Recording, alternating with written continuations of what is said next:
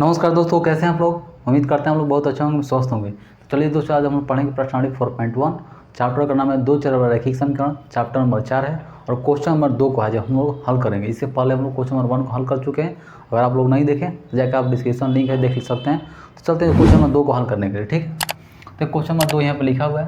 ठीक है, यहाँ पर लिखा निम्नलिखित रैखिक समीकरणों को ax plus B Y plus बराबर 0 के रूप में व्यक्त कीजिए। ठीक है, प्रत्येक स्थिति में ए बी सी के मान बताइए। ठीक, हमको क्या करना है, एक क्वेश्चन दिया हुआ है यहाँ पे, इसको इस तरह से करना है। क्या करना है, a x plus b plus c, x plus B Y plus C equal to 0, इस तरह से मैंने दिया हुआ है। इस तरह से क्या एक रैखिक दो चर रैखिक समीकरण के समीकरण है, इस तरह से समीकरण है, दो चर रैखिक समीकरण के रूप में लिखना है। ठीक है, क्या करना, निम्नलिखित रैखिक समीकरणों को x plus B Y plus c के रूप में व्यक्त कीजिए। ठीक है, व्यक्त इस तरह से हमको लिखना है।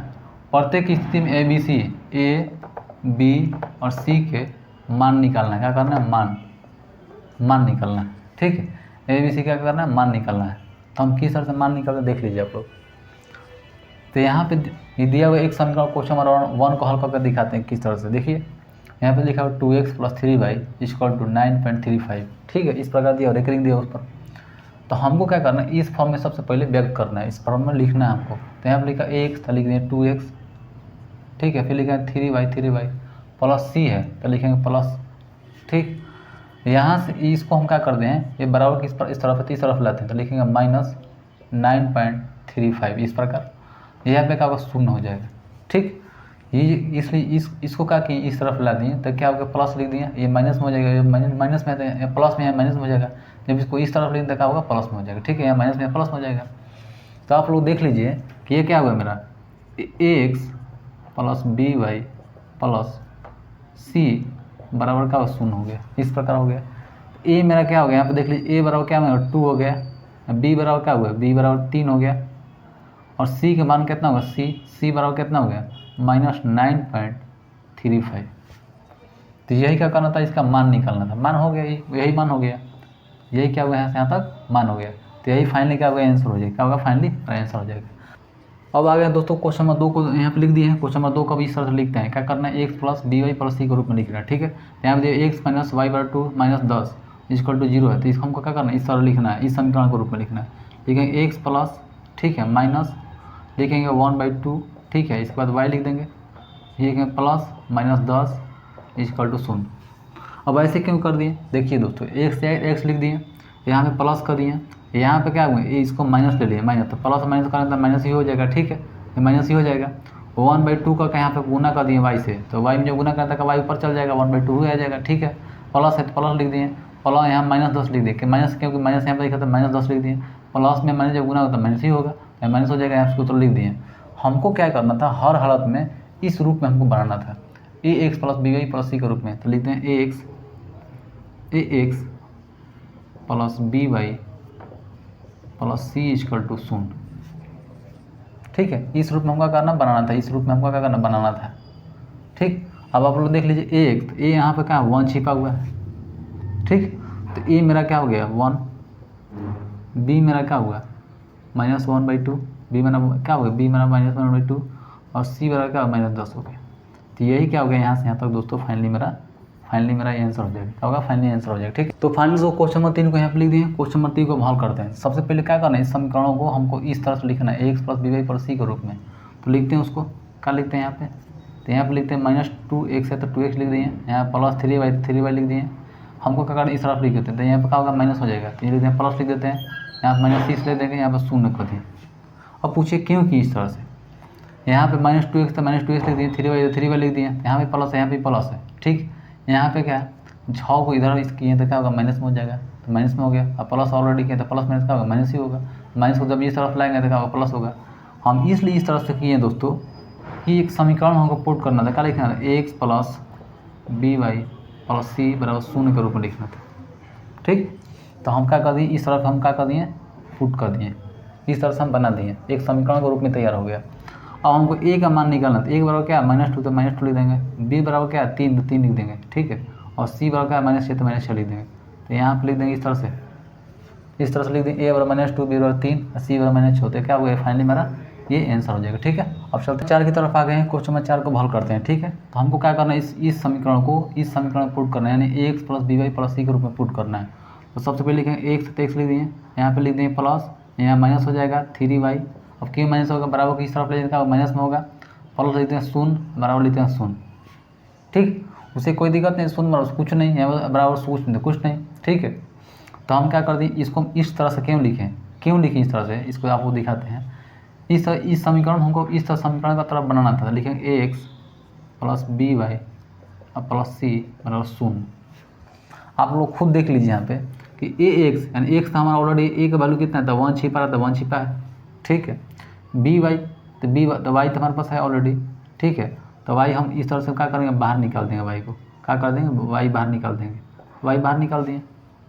ठीक, यहाँ पे क्या लिख दिए, यहाँ पे लिख देंगे क्या लिखा 0, तो c बराबर कुछ नहीं, 0 है, कुछ नहीं मतलब 0, कुछ बचा नहीं तो 0 लिख दिए, बराबर 0 लिख दिए मतलब कुछ नहीं है। ठीक है, तो हमको इस समीकरण का तरह हमको इसको बनाना था।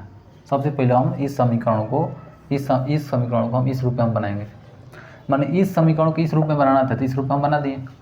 यहाँ क्या लिख दिए 1x, a का मान कितना हो जाएगा, यहाँ पे 1 हो जाएगा, b का मान कितना होगा -3 हो जाएगा, और c का मान कितना 0 हो जाएगा। तो यही मेरा क्या होगा फाइनली यहाँ पे फाइनली मेरा आंसर हो जाएगा। ठीक है, क्वेश्चन नंबर 5 में आ गए। क्वेश्चन नंबर 5 को हमको इस समीकरण को क्या करना है, हमको इस रूप में लिखना है, यानी x + by + c के रूप में लिखना है। सबसे पहले लिखेंगे, लिखते हैं 2x, यहाँ माइनस में तो क्या होगा प्लस में इस तरफ हो जाएगा, तो 5y हो जाएगा, क्योंकि बराबर किस तरफ माइनस में, तो बराबर किस तरफ आएगा तो प्लस में हो जाएगा, प्लस में हो गया। अब हमको इसके बाद कुछ नहीं है तो लिखेंगे जो 0, इसके बाद लिखेंगे 0, कोई दिक्कत नहीं। अब इस तरह से हम क्यों लिखें कि यहाँ पर लिखते हैं ax, यहाँ पे लिखें 2x में 2x लिख दिए, या माइनस में बराबर किस तरफ, तो इधर जाएगा प्लस में हो जाएगा, तो प्लस 5y हो गया, प्लस 0 लिख दिए, 0 मतलब कुछ नहीं होता है, तो कुछ नहीं है, बराबर 0 0।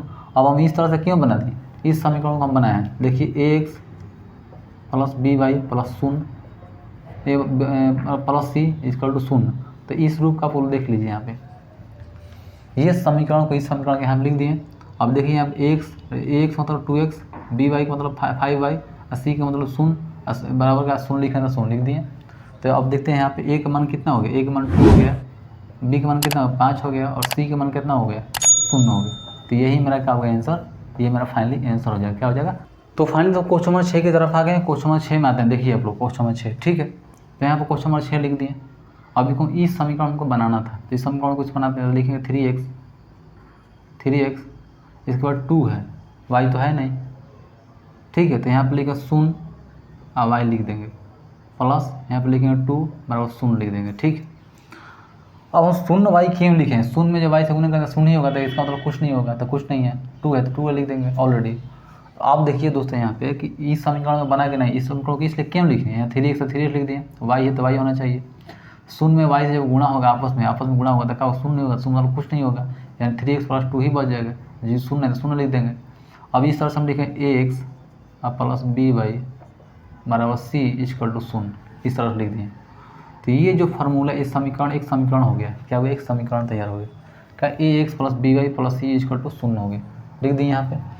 अब देखते हैं यहाँ पे 3x 0 जो चीज़ लिख दें, तो a का मान कितना हो गया, यहाँ पे 3 हो गया, b का मान कितना होगा 0 हो गया, और c का मान कितना 2 हो गया। तो यही मेरा क्या होगा फाइनली मेरा यहाँ पे आंसर हो जाएगा, क्या हो जाएगा फाइनली मेरा आंसर हो जाएगा। ठीक है, तो फाइनली तो क्वेश्चन नंबर 7 को यहाँ बता दिए। क्वेश्चन नंबर 7 को इस समीकरण को हम इस समीकरण में पुट करना है, यानी ax + by + c के रूप में लिखना है। तो लिखेंगे यहाँ पे, यहाँ लिखेंगे क्या लिखेंगे, यहाँ पे y है तो y से मतलब नहीं है, लिखेंगे -2, यहाँ -2 भी नहीं होगा, लिखेंगे 1, यहाँ पर लिखेंगे 0 x। ठीक है, लिखेंगे इसके बाद क्या लिखेंगे, यहाँ पर लिखेंगे +1 y -2 = 0।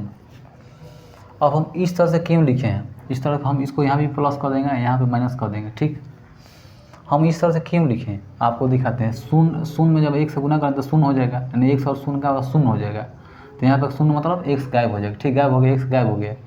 1 y बचा, तो 1 में जब y से गुना करें तो कितना y होगा, 1 y हो, तो 1 में y से जब गुना करें तो सिर्फ y हो, तो y आ गया मेरा। ठीक है, अब -2 आना चाहिए, तो यहाँ देखिए -2 ऑलरेडी लिखे, माइनस में प्लस जब गुना करते क्या -2 हो जाएगा, माइनस हो जाएगा, तो माइनस हो जाएगा, तो -2, इस 0 ऑलरेडी लिखा, 0 ऑलरेडी लिखे। हम इस तरह से क्यों लिखे, क्योंकि इस रूप में लाना था। आप लोग देखिए कि इस रूप में आया कि नहीं, ax + बी वाई प्लस यहाँ पे सी इक्वल टू शून्य, इस रूप में आया है कि नहीं है आप लोग देख लीजिए। ए एक्स मतलब यहाँ पे ए का मान शून्य हो गया, एक्स मतलब ये एक्स हो गया, बी वाई तो बी का मान 1 हो गया, वाई वाई है तो वाई हो गया, सी का मान कितना -2 शून्य शून्य हो गया। तो ये क्या समीकरण बन गया। इस समीकरण के रूप में लिखना था, इसलिए हमको इस समीकरण के रूप में लिख दिए।